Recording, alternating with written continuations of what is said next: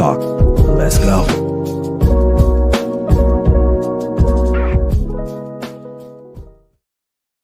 What's up, everyone? It's me, your boy, Ryan Flowers, a.k.a. Clutch Sports Talk, and welcome to another live edition of NFL Matchups.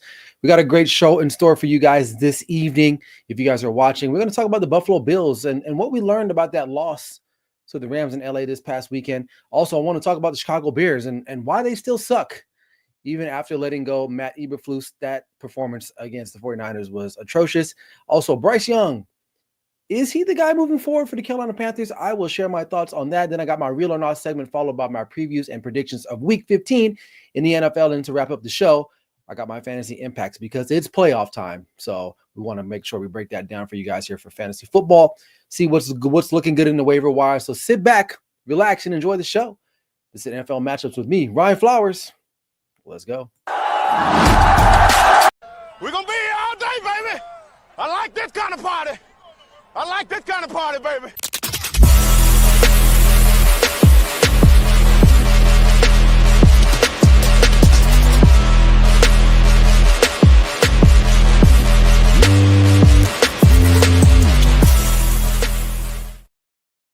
Welcome back in, man. Hope you guys are doing this well on this fine Tuesday evening. I'm your boy, Ryan Flowers, a.k.a. Clutch Sports Talk, and this is NFL Matchups Live, where we break down what happened this past weekend and get you guys ready for the upcoming week here in the National Football League. But before we move forward, make sure if you haven't already subscribed to the Grid Network YouTube channel, you see it down below, as well as my Clutch Sports Talk podcast YouTube channel as well, and my other platforms, TikTok, Instagram.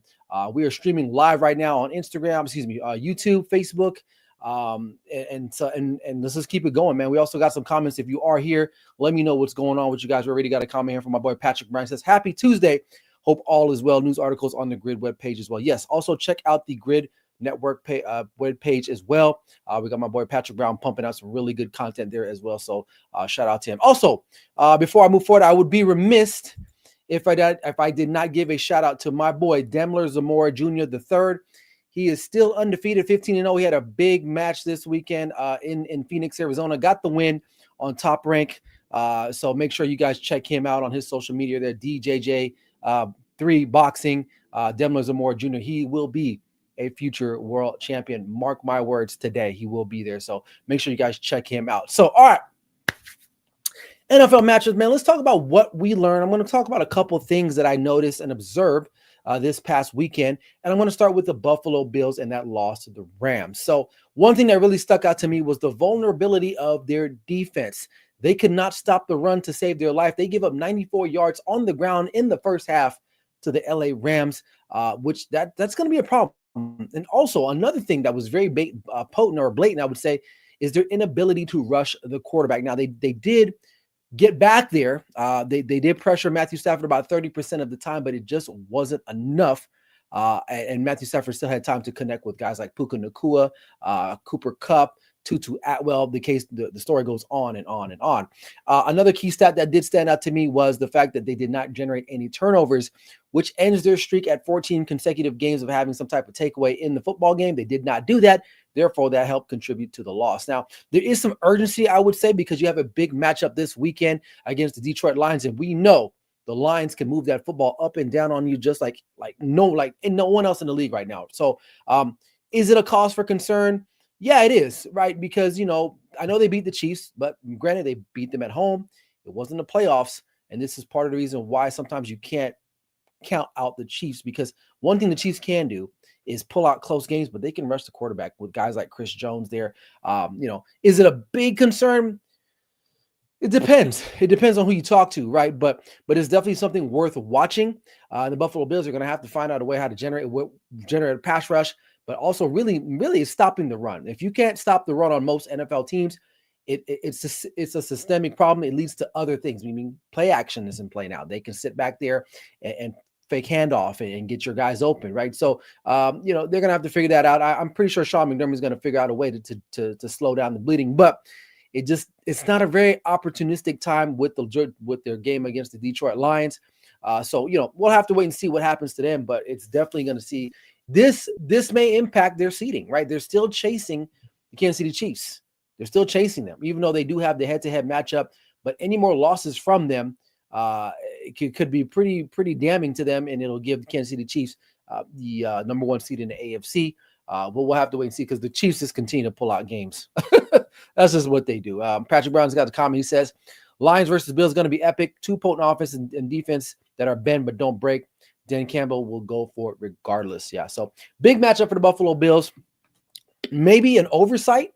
Maybe they're thinking, oh, LA is, they're okay, right? We can beat them, right? And but they just didn't get out the win. And every game down the stretch is going to matter for something. Now, they've already wrapped up the AFC East, but moving forward, though, if they want to get that number one spot in the AFC and host a playoff game, they're going to have to figure out those problems, rushing the quarterback and then stopping the run on their end as well. Okay, moving right along, the Chicago Bears, they still suck, right? I was very surprised in the effort that was put forth by them this past weekend in Santa Clara against the 49ers.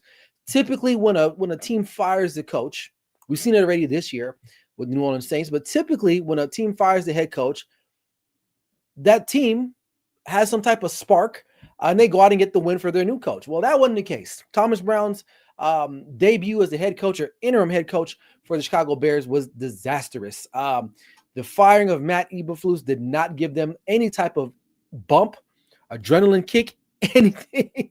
I mean, these fools were outgained 315 yards. Yes, 315 yards, right? And the offense continues to struggle. Caleb Williams could not get anything. They only had one first down in the first half. One first down. I think teams that I've coached would have had more first downs than the Chicago Bears did this past Sunday. So there was a lack of effort. It's clear that the problem with the Bears is more than coaching now, right? Well, we all were thinking, well, Matt Eberflus, decision making, blah blah blah. Yeah, it was justifiably the right decision to get rid of the guy. But definitely there is something else going on when this organization, and it's going to have to start from the top up. GM Brian Poles has a lot to do with that. A lot of people question the draft pick of Rome Odunze, who had a fantastic game, mind you, right?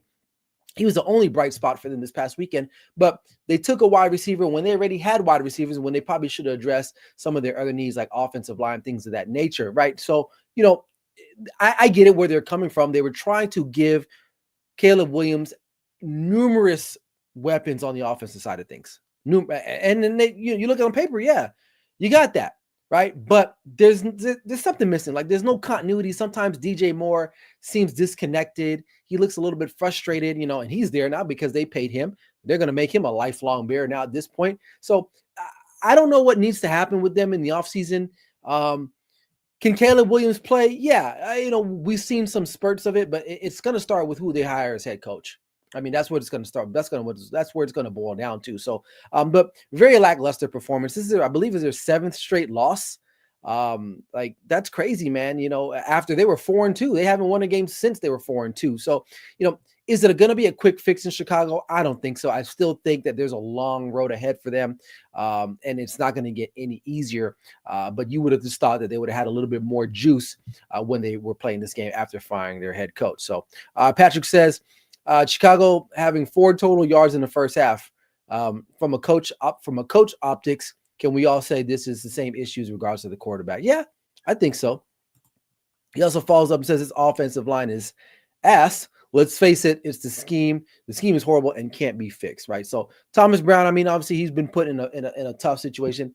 He's not going to be the head coach. He's kind of a lame duck right now. He was just kind of one of the guys that was still left around, but he'll be looking for a new job in the offseason as well because there are teams that are going to be looking. This team will be looking for another, maybe more an established head coach. So we'll have to wait and see with that. Okay. Final key thing here that I seen, Bryce Young, man, listen, he played really well against a very formidable team. Obviously the Philadelphia Eagles are one of the top teams in the National Football League, not just the NFC. He threw 1 interception, which is crazy. I just read a stat that he had 125 attempts without an interception.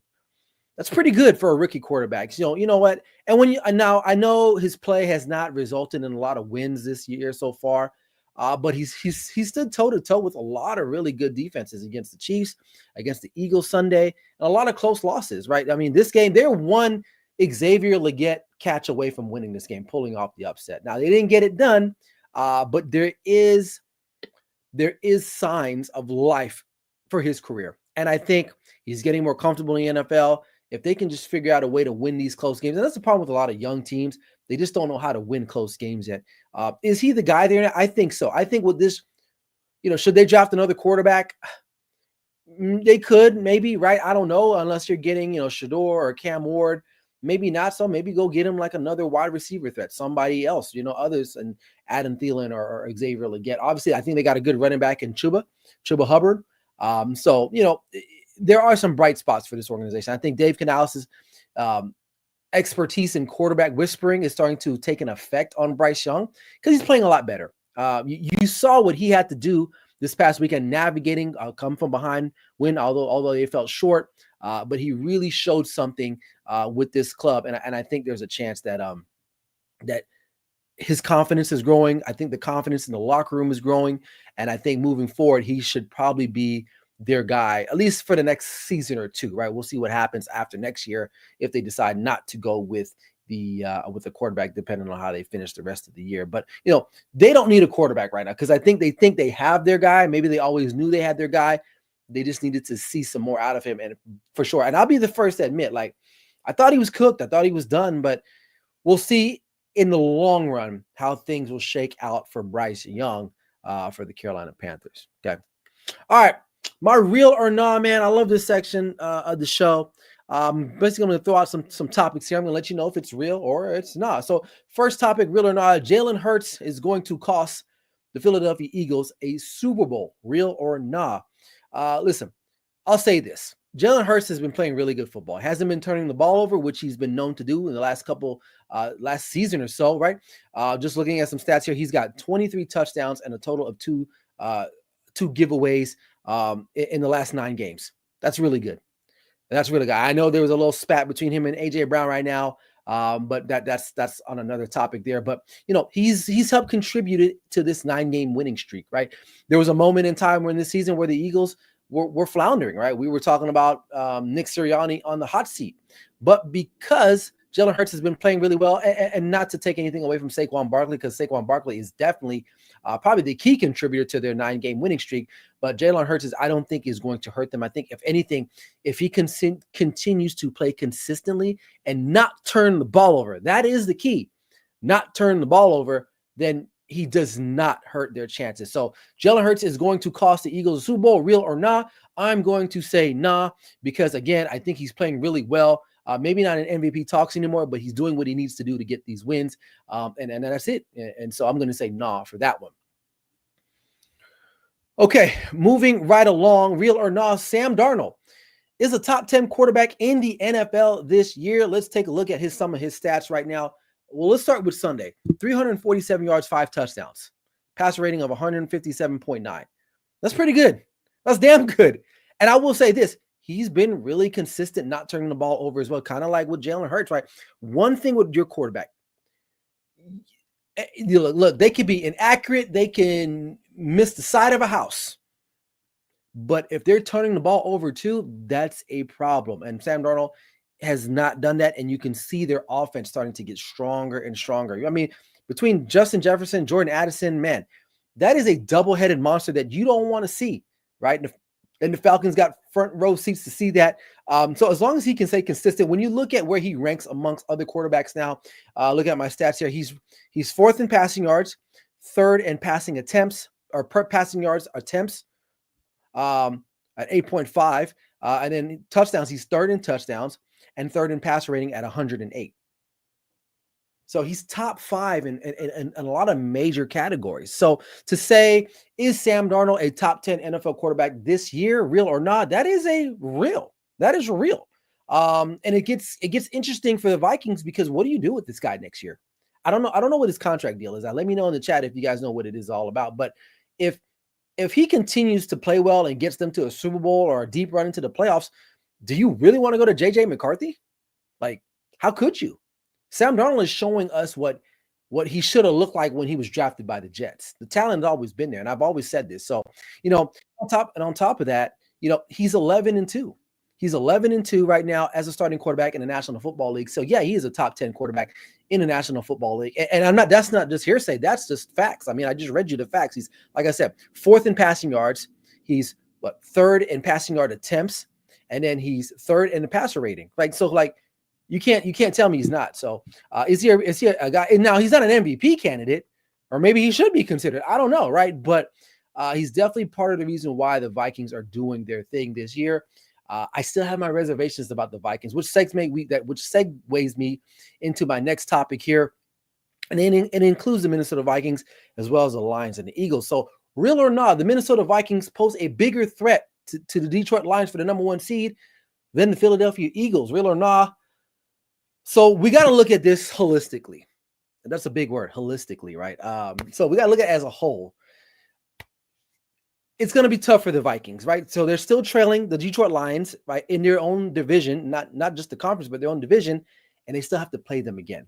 Where you look at Philadelphia, they kind of got an easier path at this point. The Vikings, to me, they're going to face a lot tougher competition down the stretch, where the Eagles will not. And I think, to me, that's going to be the difference right there. Okay. And to me, like just a couple seconds ago, I did say I had some reservations about the Vikings, because although they are having a great year, I don't think anyone forecasted them to be 11-2 at this point in the season. I don't really think they have. So with that said, you know what? I forgot something here. Live TV, you got to love it. I totally forgot something. But anyway, I'll get to that in just a second. But the Vikings do not pose a threat to the Detroit Lions, because I feel like when they do play again, I think the Detroit Lions will throttle them, actually. I don't think it's going to be a close game as it once was at US Bank Stadium. I think they will destroy them, and I don't think Sam Darnold will have a great game. And I could be wrong. Maybe we come back here in a couple of weeks. I believe they played them in the last game of the season, if I'm not mistaken. So, real or not, the Minnesota Vikings pose a bigger threat to the Detroit Lions for the number 1 seed, other than the Philadelphia Eagles. I'm going to say, no, they don't. They don't. I think the Eagles have a better chance of getting the number 1 seed, honestly. But they're going to need some help, though. At least the Vikings do. They're going to need the Eagles and the Lions, whereas I feel like the Eagles, as long as they kind of win out, they should be in contention. So there you have it there. That's my real or nah here on NFL matchups. And while I'm doing that, I forgot to load one of my pages up for my previews. So 1 second here. Let me get that up for you guys before we get into the previews and predictions. Oh, no, I do have it. Never mind. All right, let's get into some previews and predictions here on NFL matchups. Let's start with the Thursday night game. Got LA Rams, San Francisco 49ers. This game is big. I think the Niners are pretty much done for the year for the most part, even though they got that win against the Bears. This one means a lot more to the Rams. The Rams coming off a very, very outstanding win at home against the Buffalo Bills. I like the Rams in this one on the road, although, it's going to be a close game. Most divisional games are, but the Rams are the better team. They're the more healthier team.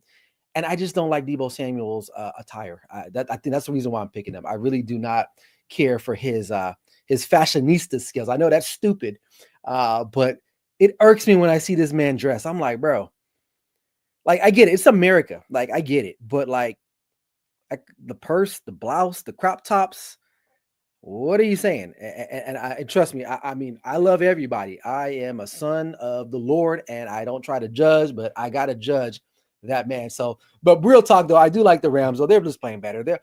Think about it. The Rams have weathered probably one of the most tumultuous beginnings of a season than any other team that I can think of. The amount of injuries they had to endure early in the season. I remember that game against the Detroit Lions. I believe it was week 1. I believe it was a Sunday night game. They had it was like a carousel of offensive linemen, and they were still in that game, mind you. Like, that game was still rather close. You lose Puka Nacua, you lose Cooper Kupp. You got guys that were working at Costco blocking for Matthew Stafford, and no offense to Costco employees, fantastic chicken bakes, keep them up.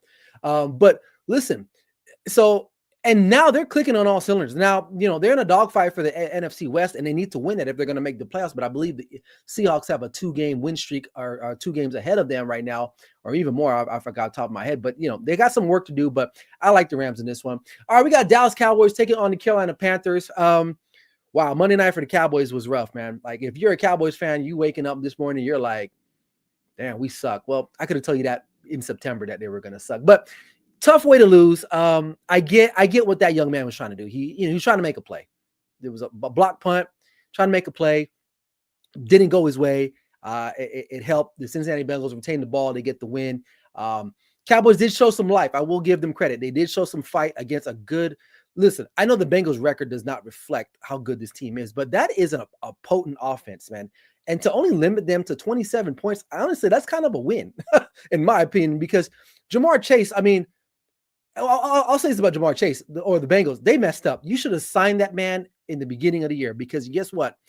He's going to be backing up multiple Brinks trucks to Paycor Stadium where they practice at, because they're going to have to pay this man. So shout out to him. But in regards to the Cowboys and Panthers game, I love what Bryce Young's been doing. They're at home, I believe.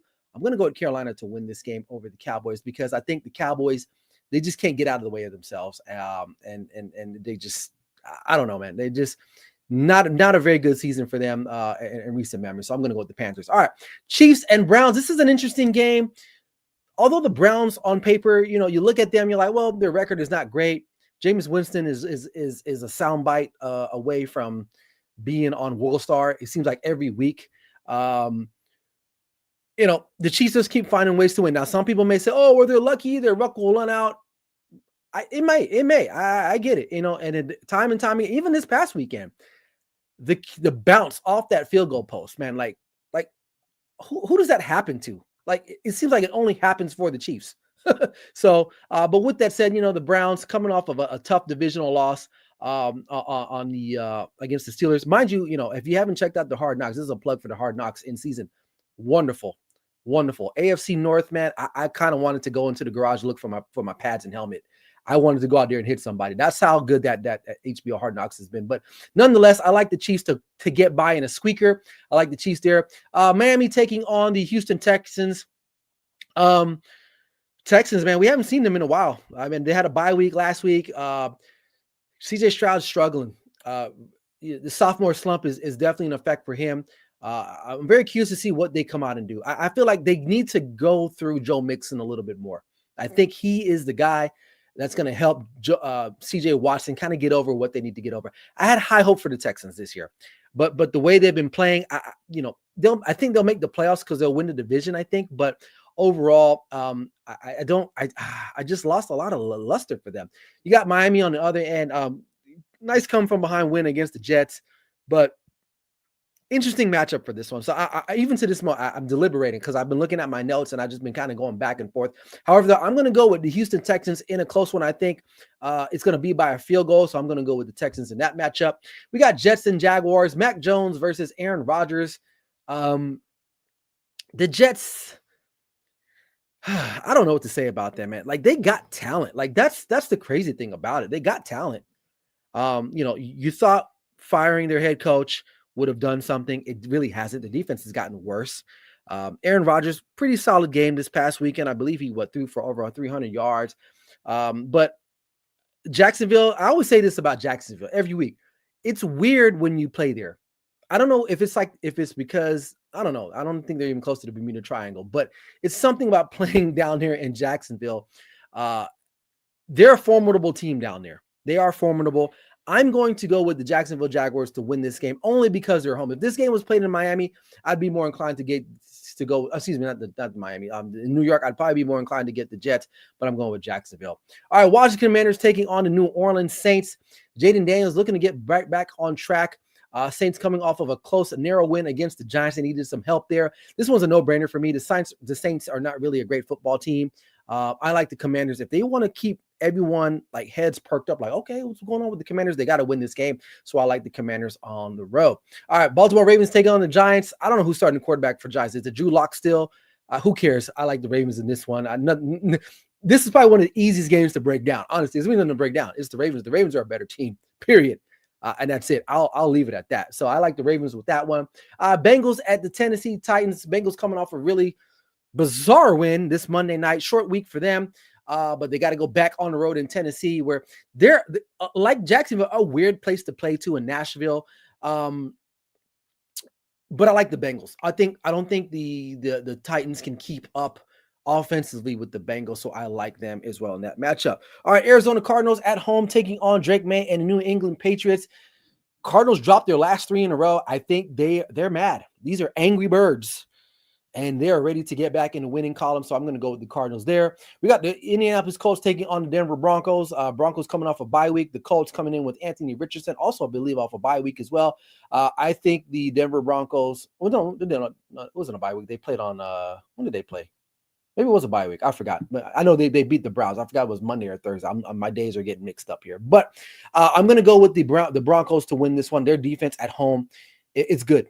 It's good. And Anthony Richardson is not a great thrower of the football. He's going to run around, do some things, but he's good for a pick or two. So I'm going to go with the Broncos there. And probably the biggest game of the week, the Buffalo Bills heading into Detroit to take on the Detroit Lions. Bills coming off of a very disappointing loss in LA. The Lions just, they're Lions, and what does that mean? They're ready to roar. And I think this is a statement game for them. Although, they've beaten the brakes off some good teams this year, but this one is like the Bills might be in the Super Bowl. So we got to show everybody that we can compete, we can hang. Because for whatever reason, the Bills have been a contender for quite some long. I think the Detroit Lions are just, they're like new money. They're, where like the Buffalo Bills is like the oil money. It's been around for years, right? Detroit Lions is kind of like that person that wins the lottery. Now they got that new money. They got to know how to act. This is a statement game for them. If they can go out here and just, if they dominate them, it really says a lot about them, because the Buffalo Bills are a great team. They are a great team. I know I talked about their inefficiencies earlier in this show, but they are a great team. So I like them. Moving on, we got the Tampa Bay Buccaneers. Got to give you my prediction.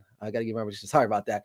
Detroit Lions will win this game, I think, at home. It'll be a close one. Josh Allen will do his thing, but in the end, Detroit Lions will make a play here or there, and they'll get that win. All right, we got the Tampa Bay Buccaneers taking on the LA Chargers. This is a very interesting matchup because Tampa Bay Buccaneers are a solid team as well. The Chargers still trying to find their way a little bit. Justin Herbert, I think they're going to be really remiss that they did not go out and maybe get a number one wide receiver. Quentin Johnston is, I don't know. And maybe I'm mad because I had him in fantasy, and the one time I needed him to catch a ball, he didn't do it. But anyway, long story short, Ladd McConkey is definitely a good find for them. But I do like the Buccaneers on the road. I'm getting a soft spot for Baker Mayfield for some reason, but I do like the Buccaneers at home. I think it'll be a close game, but I like them. Chargers at home. I like the Buccaneers on the road, to win that game. All right, we got the Pittsburgh Steelers taking on the Philadelphia Eagles. This is also a big matchup too, I will say. I know I just said the Detroit Lions and the Buffalo Bills, but this is probably even just as big, if not bigger, right? Battle of Pennsylvania as well, right? So, Steelers, not a great offensive performance, I would say, by statistic standards. I would say this past weekend, they did get it done in the end. The Philadelphia Eagles, also not a great performance for them. They almost lost to they literally almost lost to the Carolina Panthers. Like, I would have never thought I would have said that in one sentence on any show that I've ever done, but it almost happened. But I think in the end, I like the Pittsburgh Steelers. I really do. I think it's going to be a close game, but that defense, man, I'm a little biased. I love Mike Tomlin, dude. Like, I love the way he motivates his guys, man. Like, something about that, it speaks volumes. When I'm not getting paid for this, but I'm plugging the HBO Hard Knocks. But the way he talks to his guys, he puts everything in perspective. It's not just about X's and O's. Sometimes you just got to bring guys in and just say, hey, man, like, this is what we got to do. There was a great clip of him talking to I forgot the guy's name, the defensive end, Herbig, I think his name is. How he manifested to him that he was going to come up with a big play. And what happens? He has a strip fumble on the quarterback. Like, that eventually not seals the game, but it tips the scale for the Pittsburgh Steelers. So it's those little nuances. Yeah, he doesn't have the championships in his trophy case like a Belichick or like an Andy Reid, but I don't think there's anyone greater as a man motivator, than Mike Tomlin. Okay? Mike Tomlin, right? And it's a shame that he hasn't won another Super Bowl, but I like the Pittsburgh Steelers. And although the Eagles are really flying high, I think that they can be beat at home. And I like Mr. Unlimited. Mr. Unlimited has reinvented himself in Pittsburgh, so I like them to get the win. And then we got Sunday Night Football. We got Saturday Night Football. Green Bay Packers on the road to the Northwest taking on the Seattle Seahawks. This is going to be a good one. Seattle's playing really good football at this point. Green Bay, they're stepping their run game up as well too. Josh Jacobs is becoming more of a dominant figure in their backfield there. But however, though, it's weird going to the Northwest on a short week. I like Seattle in that one there. It's going to be a close one, but I like Seattle. And shout out to the Seahawks, man, because I thought they were left for dead, honestly. I really thought they were left for dead. But that win in San Francisco a couple weeks ago, and then they went into Arizona and defeated them. They swept the Cardinals this year. It shows me a lot about them. So I like Seattle. All right, we got Monday. Let's see. What was that? Oh, we got Monday Night Football. Is that Sunday Night Football game this year? Am I tripping? Is that right? Oh, maybe I don't know. It's got to be a Monday Night Football game. Or excuse me, Sunday Night Football game. Or maybe I don't. My glasses can't see anyway. But anyway, next matchup here, we got the Chicago Bears and Minnesota Vikings. The Vikings and the Bears. Once this was looking like a very promising matchup, but right now it really isn't. Vikings should win this one easily and get the win there. And then finally, to wrap up the week, we got the Atlanta Falcons coming to my city, to Las Vegas, to take on the Las Vegas Raiders. What can I say? Atlanta Falcons, Kirk Cousins, we all knew what he is. Like, he's not anything different, right? He is who he is. However, though, they will have an opportunity. This defense is not great. Outside of Max Crosby, they don't really pressure the quarterback. And offensively, they can't get anything done. And I believe Ian O'Connell is out. He's hurt. He got hurt this past week. So I believe Gardner Minshew might get the start. I believe, or the other guy, Desmond Ridder. Either way, they're all crappy quarterbacks. So if the Falcons don't win this game, that's an indictment. That means you don't even need to be spoken about anymore. So I'm going to go with the Falcons against the Raiders. I think it'll be close. One thing I will say about Raider fans, and I live in the city. On Monday, when they have those Monday night games, that arena, it's a frenzy, man. Those Raider fans, they come out and support their club better than any other club that I know. Maybe Cowboy fans, but because Raider fans are just, Cowboy fans, like, they've sucked for a while, but Raider fans, like, they haven't done anything, like, not since 2002 when they made the Super Bowl. Like, you think about it. So shout out to them. But anyway, Atlanta Falcons should win this game. All right. Quick comments before I get into my fantasy impact, and then we'll close out the show. I got a quick guest. Bryson Carver from Carving Up Podcast is going to stop by and let us know what's happening on the 8 o'clock spot show, which I will give you guys some details about that. So stay tuned in just a couple minutes here. A couple comments here real fast. Patrick Brown, Jamar Chase is a dog. Cincinnati may have to pay him $38 to $40 million annually. Yep, for sure. And that's a cheap organization. Like, I could have sworn I thought that I saw them on that TLC show, Extreme Cheapskates. Maybe I was wrong. I don't know. But anyway, what's crazy is that we laughed and cringed upon Dan. Oh yeah, we did. I was the first one. I was like, this dude is crazy. But he proved us all wrong. But shout out to him, man, because he put other really good people in places, and that's good leadership. You may not know everything, but as long as you can put the other people in the other positions that you know that he can get the job done, shout out to him. Patrick says Steelers will go without George Pickens. Yeah, I did see that, but you know what? I don't think that's going to be a problem for them. I still think they'll find a way to win that game and get things, because Calvin Austin III is not a bad wide receiver. Like, he's a big play kind of guy, and I think they'll have their chances because I believe CJ Gardner is going. Oh no, that's yeah. I believe he's out. I believe he's out for the Philadelphia Eagles going into this next game. So that might be something they can take care of as well. So, all right, Coach Tomlin, he says, has took more misfits to the playoffs in NFL history. True that. And then, yes, Sunday Night Football was Green Bay. For whatever reason, I said Saturday night. I don't know why. And I have my glasses on, but mind you, I'm looking at a couple screens here, and it was minimized. So shout out to me. I probably need to get my eyes checked before this year is up for my insurance. So anyway, all right, but appreciate you for that. All right, let's get into some quick fantasy impacts here real quick before we wrap up the show. Whew. A lot said. All right, it's playoffs. So you guys are probably looking to me for some advantages, and I'm here to give you some. So first of all, we'll look at the quarterback position. Bryce Young is available in a lot of leagues right now. Even the league that I'm in, no one is taking him. So if you are in a pinch, if one of your quarterbacks is on a bye week, Bryce Young is definitely a guy that you may want to consider. Jameis Winston. Now, Jameis Winston, he always shows up on my list from week to week because he's a boomer bust type of guy. He can throw 500 yards, or he'll throw 200 yards and 5 interceptions. You just don't know what you're getting. But if he goes off, he goes off. Tough matchup for him this week, though, with the Kansas City Chiefs. That defense is formidable, and they do rush the quarterback very well. So you might want to temper him a little bit. But if you are in a bind, Jameis Winston is definitely your guy. As far as running backs are concerned, I like the kid Sincere McCormick from the Las Vegas Raiders. He had a really good this past week here in week 14. He rushed for 78 yards. And the Raiders have had a carousel of running backs. Zeus White, Alexander Madison, what's the other clown they got there? Got off the top of my head. Abdullah, and now you throwing this guy in here now. So you don't know who you're going to get with the Raiders as far as a running game because they really haven't had a running game. But I will say this. He is a guy maybe worth considering if you need a running back in this week. Another guy is Chris Rodriguez from the Washington Commanders. Commanders do have some injuries in the running back room there. Austin Eckler is out. I believe Brian Robinson, junior or senior, I believe he's a senior. He's going to miss some time. So Chris Rodriguez might be a guy you want to go and pick up and play this week because he might get a lot of production for you for there. Wide receivers, we got Jalen McMillan from the Tampa Bay Buccaneers. Had a phenomenal game. He had 21.9 points in fantasy this past weekend for the Buccaneers. Although Mike Evans is back. Now, there was a time where Baker Mayfield was throwing to Cade Otton a lot. That's kind of dimmed down a little bit. So Jalen McMillan might be the guy you want to consider as a number 2 for your wide receiver for fantasy this week. And Tim Patrick for the Detroit Lions.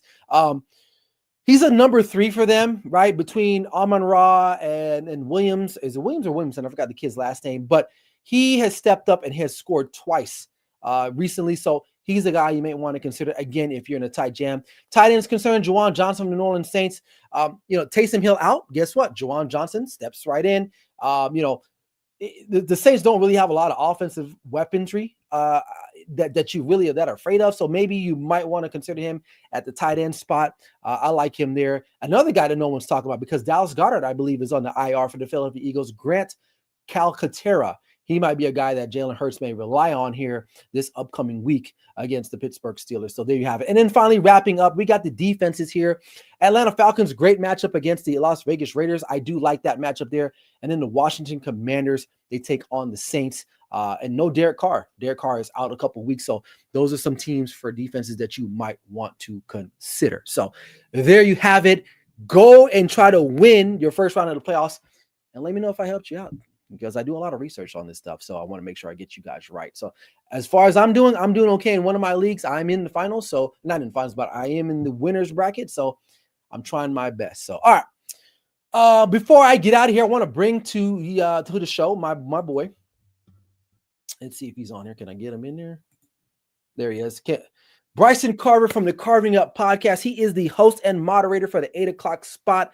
Basically, this is a show that airs every Tuesday. We got a panel of contestants, and they basically argue different points throughout the show. And Bryson does so well, so eloquently to navigate those troubled waters sometimes. So, Bryson, what do you got in store today for the 8 o'clock spot? Well, first of all, Ryan, thanks for having me on. You had a great show. Love your takes throughout. No, we got some good topics tonight. Obviously, going to lead off with Juan Soto, who, as we found out Sunday night, is not going to have any problems paying his bills in New York. I think he's going to be just fine. A 15-year contract, $765 million with the Mets. Getting to that, whether it was the right move for him. Also getting to the Buffalo Bills, if we are concerned about them. Josh Allen has one of the greatest games we've seen a quarterback play this season, and yet they somehow find a way to lose. Also getting to the Cowboys, obviously the loss last night, the situational snafu at the end. Like right. I heard you say, kids try to make a play, but maybe not being necessarily aware of the rules of a block punt. Should the Cowboys bring back Mike McCarthy next season? Because it appears Jerry Jones seems to be kind of trending that way. Getting to that, and their final topic, the way the 8 o'clock spot works is you accumulate points, right, over the first 3 or in some cases 4 rounds. The top 2 point getters will advance to a final round where we'll pick a winner to see which of the top 2 point getters think that SMU should have gotten in over Alabama in the college football playoffs. So definitely, we got a lot to talk about today. And we got the show tonight, 8 p.m. Eastern and 5 p.m. Pacific time, right here live on the Grid's YouTube channel. So very, very excited about that for sure. Yeah, absolutely, man. Make sure you guys check it out. It's a fantastic show. Again, it airs every Tuesday here on the Grid Network on the YouTube channel, man. You don't want to miss out. And Bryson will be back every week on NFL matchups to kind of unveil what they're talking about. Bryson, before I let you go, let me get your thoughts really quick on the college football playoff. Do you think for the majority, did they get it right? Yeah, I mean, if you're talking about the teams that got in, I do think they got it right. Now, I don't love the rankings. I certainly don't love the seeding process. I don't like the fact that Oregon's the best team start to finish, yet they had the hardest road to get to the national championship. I'm not a fan of that. But in terms of teams, listen, if you're Alabama, you can't lose to 2 6-6 teams. I don't care that's the SEC. Oklahoma's not very good. Neither is Vanderbilt. Can't lose to those teams. Expect to get a bump over an SMU team that finished the season quite strong and could have easily beaten Clemson. So I think they got it right. No, good. Well done, sir. Well, I'll make sure I'll tune in. Make sure you guys tune in as well. If not, I'll find you guys and put some coal in your stockings this holiday season. I appreciate you, Bryson. We'll see you guys at 8 o'clock. That's my guy, man. Love that guy. Shout out to him and the guys that are also on the panel for the 8 o'clock spot. Make sure you guys check them out. Should be a good show. And before I close out, in regards to the playoff, college football playoff, he's right. Oregon kind of got screwed, man. They're going to have to either play Tennessee or Ohio State in that second round. And I believe after that, if they get through that, they're going to have to probably play Georgia. So, and then you look at Penn State, they get to go host Arizona State, and then Boise, they got to go play Boise. So this is how it works out sometimes, man. You just don't know. But either way, shout out to Bryson and the rest of the guys at the Grid Network on the 8 o'clock spot. Shout out to Patrick Brown in the comments section. Make sure you guys check me out. I probably will not be doing a show this Sunday for NFL Sunday Wake Up.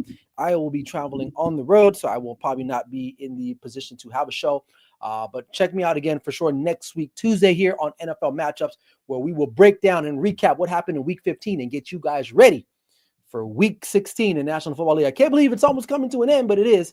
But with that said, man, hope you guys enjoy the rest of your evening. Make sure you hop on that 8 o'clock spot here. It's coming up in about a couple hours from here. So make sure you guys check that out. So about less than an hour. So we'll see you guys there. Until next time, this is your boy Ryan Flowers, aka Clutch Sports Talk, NFL Matchups Live. Never settle till the work is done. We'll see you guys soon. Peace.